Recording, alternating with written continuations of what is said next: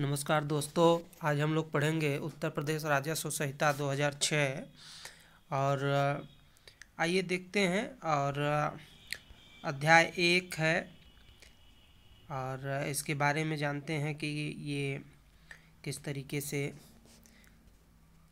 लागू होता है, क्या है, कैसे है।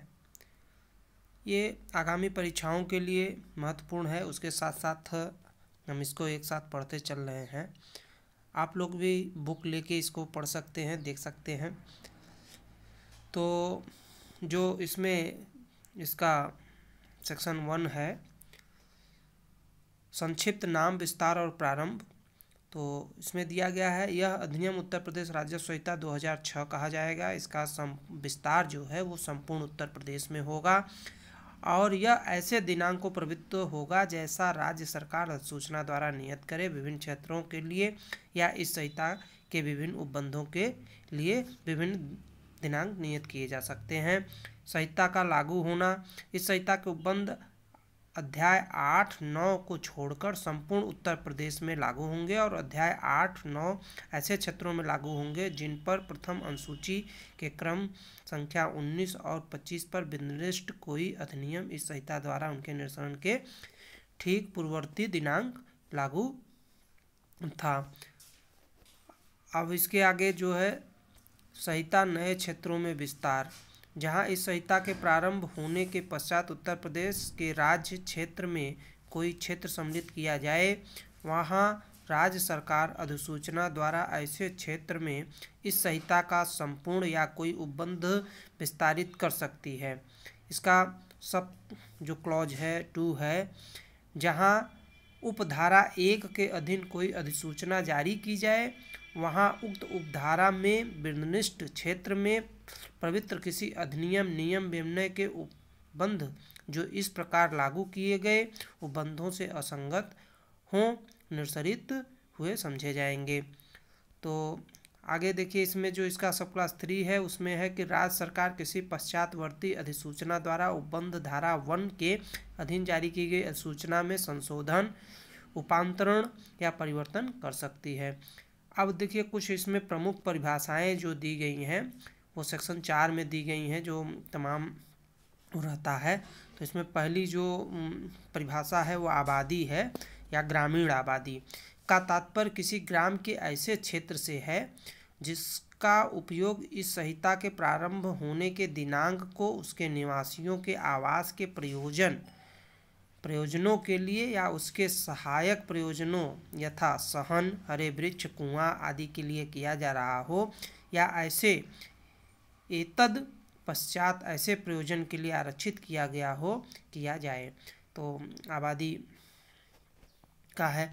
फिर कृषि की परिभाषा दी गई है इसमें कि कृषि के अंतर्गत बागवानी, पशुपालन, मत्स्य पालन, फूलों की खेती, मधुमक्खी पालन, मुर्गा पालन, कुक्कुट पालन को ही कहते हैं, ये सब कृषि के अंतर्गत आते हैं। कृषि श्रमिक, तो कृषि श्रमिक का तात्पर्य ऐसे व्यक्ति से है जिसकी जीविका का मुख्य स्रोत कृषि भूमि पर शारीरिक श्रम हो, जो खेती मजदूरी करते हैं और शारीरिक श्रम करते हैं, उन्हें कृषि श्रमिक कहते हैं। बैंक का तात्पर्य वही होगा जो उत्तर प्रदेश साहूकारी विनिमय अधिनियम 1976 के द्वारा दिया गया है। भूमि प्रबंधक समिति, भूमि प्रबंधक समिति का तात्पर्य उत्तर प्रदेश पंचायत राज अधिनियम 1947 की धारा 28 क के अधीन गठित किसी भूमि प्रबंधक समिति से है। तो जो पंचायती राज एक्ट 1947 है उसकी धारा 28 क में जो भूमि प्रबंधक समिति होती है जो गठित की जाती है, वही भूमि प्रबंधक समिति है। परिषद का तात्पर्य धारा 7 के अधीन गठित या गठित समझे जाने वाले राजस्व परिषद से है। पूर्त संस्था का तात्पर्य किसी पूर्त प्रयोजन के लिए गठित किसी अधिष्ठान, उपक्रम, संगठन या संघ से है और उसके अतिरिक्त और उसके अंतर्गत कोई विनिर्दिष्ट विन्यास भी है। कलेक्टर की परिभाषा दी गई है। कलेक्टर का तात्पर्य धारा 12 की उपधारा 1 के अधीन राज्य सरकार द्वारा इस रूप में नियुक्त किसी अधिकारी से है और उसके अंतर्गत निम्नलिखित भी होंगे। तो उनके अंतर भी जो आते हैं वो आते हैं कि उक्त धारा की उपधारा 2 के अधीन राज्य सरकार द्वारा नियुक्त कोई अपर कलेक्टर जैसे एसडीएम और इस संहिता के अधीन कलेक्टर के सभी या किन्हीं कृत्यों का निष्पादन करने के लिए राज्य सरकार द्वारा अधिसूचना द्वारा सशक्त प्रथम श्रेणी का असिस्टेंट कलेक्टर, जिनको एडीएम भी कहते हैं। तो संचित गांव निधि का तात्पर्य धारा 69 के अधीन गठित संचित गांव निधि से है। किसी भू खातेदार के संबंध में परिवार का तात्पर्य यथास्थिति स्वयं पुरुष या स्त्री, उसकी पत्नी या उसका पति, न्यायिक रूप से पृथक पत्नी या पति से भिन्न अवयस्क पुत्रों, अविवाहित पुत्रियों से भिन्न अवयस्क पुत्रियों से है। जहाँ प्रश्न किसी भूमि के अंतरण को से संबंधित हो और अंतर्वर्ती अवयस्क हो, वहाँ पद परिवार के अंतर्गत ऐसे अवयस्क के माता पिता ही होंगे। बाग भूमि किसको कहते हैं? तो बाग भूमि से तात्पर्य जोत भूमि में भूमि के किसी विनिर्दिष्ट भाग से है जिसमें इस प्रकार वृक्ष लगे हों जिसमें पपीता केला के पौधे सम्मिलित नहीं है। मतलब 1 वर्ष 2 वर्ष वाले पौधे नहीं, वृक्ष होने चाहिए, जैसे आम हो, महुआ हो, शीशम हो, कि वे किसी भूमि को या उसके समुचित भाग को किसी अन्य प्रयोजन के लिए उपयोग में लाए जाने से रोकते हों। पूर्ण रूप से विकसित होने पर रोकेंगे। ऐसे भूमि पर लगे वृक्ष एक बाग का रूप धारण कर लेंगे। जोत का तात्पर्य एक भू खातेदारी, एक पट्टे, वचनबद्ध या अनुदान के अधीन रखे गए भूमि के किसी खंड से है। और किसी जोत के संबंध में सुधार का तात्पर्य ऐसे किसी सकर्म से है जिससे जोत के मूल्य में भौतिक रूप में अभिवृद्धि होती है और जो उसके लिए उपयुक्त हो और उस प्रयोजन के सुसंगत हो जिस हेतु उसे रखा गया हो, और जो यदि जोत का निष्पादन न किया जाए उसके लाभ के लिए या तो प्रत्यक्ष रूप से संपादित किया जाता हो या संपादन के पश्चात उसके लिए प्रत्यक्ष रूप से लाभप्रद बनाया जाता हो, और पूर्ववर्ती उपबंधों के अधीन उसके अंतर्गत निम्नलिखित सकर्म भी हैं।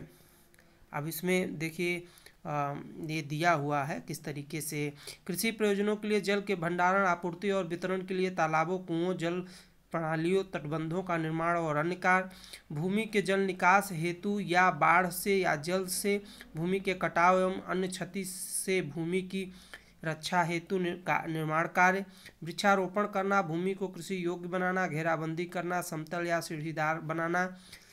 फिर उसके बाद आबादी और नगरीय क्षेत्रों को छोड़कर अन्यत्र जोत के आसपास जोत के सुविधाजनक या लाभप्रद उपयोग या अध्यासन के लिए आवश्यक भवनों का निर्माण। और 5वां है पूर्वोक्त सकर्मों में से किसी सकर्म का नवीनीकरण या पुनर्निर्माण या उसमें परिवर्तन या उसका परिवर्धन। फिर भूमि की परिभाषा आ जाती है कि भूमि का तात्पर्य अध्याय 7, 8 और धारा 80, 81 और 136 के सिवा ऐसी भूमि से है जो कृषि के संबंध प्रयोजनों के लिए धृत या अध्यासित हो। भूमि धारक का तात्पर्य ऐसे व्यक्ति से जिसे लगान दे हो या दे होती यदि कोई स्पष्ट या विक्षिप्त संविधा न होती। राजस्व न्यायालय का तात्पर्य निम्नलिखित प्राधिकारियों में से सभी या किसी प्राधिकारी परिषद और उसके सभी सदस्य, आयुक्त, अपर आयुक्त, कलेक्टर, अपर कलेक्टर, मुख्य राजस्व अधिकारी, असिस्टेंट कलेक्टर, बंदोबस्त अधिकारी, सहायक बंदोबस्त अधिकारी, अभिलेखी अधिकारी, सहायक अभिलेख अधिकारी, तहसीलदार, न्यायिक, नायब तहसीलदार से है। राजस्व न्यायालय राजस्व अधिकारी का तात्पर्य आयुक्त, अपर आयुक्त, कलेक्टर, अपर कलेक्टर, मुख्य राजस्व अधिकारी, उप जिला अधिकारी, सहायक कलेक्टर, बंदोबस्त, सहायक बंदोबस्त अधिकारी, अभिलेख अधिकारी, सहायक अभिलेख अधिकारी, तहसीलदार, न्यायिक, नायब तहसीलदार और राजस्व निरीक्षक से है। तो इसमें आप जान लेंगे जो राजस्व न्यायालय है, राजस्व न्यायालय में सारे अधिकारी हैं, ये राजस्व निरीक्षक को इसमें वो नहीं है, और राजस्व अधिकारी में राजस्व निरीक्षक भी आ जाते हैं। उप जिला अधिकारी का तात्पर्य तहसील के प्रभारी असिस्टेंट कलेक्टर से है। मतलब जिले में कलेक्टर होते हैं डीएम, और जिनको जिला अधिकारी कहा जाता है, और तहसील में उप जिला अधिकारी।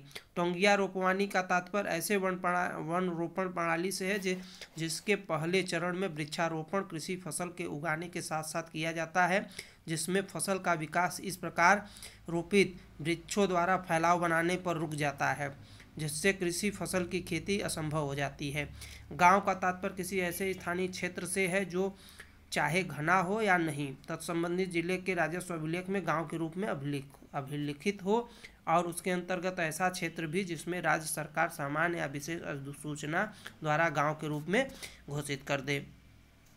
गांव शिल्पी का तात्पर्य ऐसे व्यक्ति से है जिसकी जीविका का मुख्य स्रोत कृषि या उसके आनुषंगिक प्रयोजनों के लिए प्रयोग में लाए जाने वाले परंपरागत औजारों, उपकरणों और अन्य सामानों या वस्तुओं का निर्माण या मरम्मत है। उसके अंतर्गत बढ़ई, बुनकर, कुम्हार, लोहार, रजतकार, सुनार, नाई, धोबी, मोची, ऐसा कोई अन्य भी व्यक्ति जो सामान्यतः किसी गांव में अपने परिश्रम से या अपने परिवार के किसी सदस्य के परिश्रम से शिल्पी कार्य करके अपनी जीविका का अर्जन करता है, तो उसको गांव शिल्पी कहा जाता है। और शब्द और पद, गांव निधि, ग्राम सभा और ग्राम पंचायत के वही अर्थ होंगे जो उत्तर प्रदेश पंचायत राज अधिनियम 1947 में दिए गए हैं। तो जो ग्राम सभा, गांव निधि और ग्राम पंचायत का जो परिभाषा है वो उसमें पंचायती राज अधिनियम 1947 में जो दिया गया है वही माना जाएगा। और कृषि वर्ष का क्या वो है, तो कृषि वर्ष का तात्पर्य ऐसे वर्ष से है जो कैलेंडर वर्ष में जुलाई के प्रथम दिन से आरंभ होकर जून के 30वें दिन तक समाप्त हो जाता है। इसे फसली वर्ष कहते हैं। जैसे 1 जनवरी से 31 दिसंबर होता है कैलेंडर में, उसी तरीके से जो कृषि वर्ष होता है वो 1 जुलाई से जो है जून तक चलता है। और मध्यवर्ती का तात्पर्य क्या है, जब उसका संबंध किसी स्थान से हो, उक्त स्थान या उसके किसी भाग के स्वामी, माहतदार, अदना मालिक, ठेकेदार, अवध के पट्टेदार, दवामी, इस्तमरारी और दवावी काश्तकार से है। पट्टा के अंतर्गत जब उसका, पट्टा की परिभाषा है कि पट्टा के अंतर्गत जब उसका संबंध खानों या खनिजों से हो, सिकमी पट्टा, अन्वेषण पट्टा या पट्टा देने या सिकमी उठाने के अनुबंध भी है, और पट्टेदार का भी व्याख्या अनुसार तदनुसार ही की जाएगी। डिक्री का वही अर्थ होगा जो सिविल प्रक्रिया संहिता 1908 के अधिनियम संख्या 5 सन 1908 की धारा 2 के में इसके लिए संनिर्देशित है। राज्य सरकार का तात्पर्य उत्तर प्रदेश राज्य सरकार से होगा। ठीक है। केंद्रीय सरकार का अर्थ होगा साधारण खंड अधिनियम 1897 की धारा 3 में इसके लिए संनिर्देशित है। मिलजुमला खाता का तात्पर्य सैद्धांतिक रूप से विभाजित लेकिन भौतिक रूप से अविभाजित खेत के जुज भाग को इंगित करने वाली सजरा संख्या से है। तो मिलजुमला जो होगा संख्या वो तात्पर्य सैद्धांतिक रूप से विभाजित है कि ये हमारा है, लेकिन भौतिक रूप से अविभाजित खेत के रूप में है। तो अविभाजित खेत के जुज भाग को इंगित करने वाले सजरा संख्या से है। अच्छा, अब आते हैं अध्याय 2 में, और अध्याय 2 में इसमें दिया है जो राजस्व परिषद की धारा जो है ये 5 है। इसमें राज्य का राजस्व क्षेत्रों में विभाजन। तो इस संहिता के प्रयोजनों के लिए राज्य को राजस्व क्षेत्रों में विभाजित किया जाएगा, जो मंडलों में विभक्त होगा, जिसमें 2 या अधिक जिले हो सकेंगे और प्रत्येक जिला में 2 या अधिक तहसीलें हो सकेंगी। प्रत्येक तहसील में 1 या अधिक परगने हो सकते हैं और प्रत्येक परगने में 2 या 2 से अधिक गांव हो सकते हैं। और राजस्व क्षेत्रों का गठन, तो राज्य सरकार सूचना द्वारा निम्नलिखित को निर्दिष्ट कर सकती है। पहला, उन जिलों को जिनसे मिलाकर कोई मंडल बनता हो, उन तहसीलों को जिनसे मिलाकर कोई जिला बनता हो, और उन गाँवों को मिलाकर जिनसे कोई तहसील बनती हो। तो मतलब गाँव को मिलाकर तहसील, तहसील को मिलाकर जिला और जिला को मिलाकर मंडल बनता हो। और राज्य सरकार सूचना द्वारा उपधारा 1 में निर्दिष्ट किसी राजस्व क्षेत्र की सीमाओं को समामेलित, पुनः समायोजित, विभाजित करके या किसी अन्य रीति से वह चाहे जो भी हो परिवर्तित कर सकती है, या किसी ऐसे राजस्व क्षेत्र को समाप्त कर सकती है और किसी ऐसे राजस्व क्षेत्र का नामकरण कर सकती है और उनके नाम में परिवर्तन कर सकती है। यदि जहाँ किसी क्षेत्र का पुनः नामकरण कर दिया जाए तो वहाँ उक्त क्षेत्र के किसी विधि या लिखित या अन्य दस्तावेज में उसके मौलिक नाम से किए गए निर्देशों को जब तक कि अविभक्त रूप से अन्य उपबंधित न किया जाए पुनः नामकरण के किए गए क्षेत्र का निर्देश समझा जाए।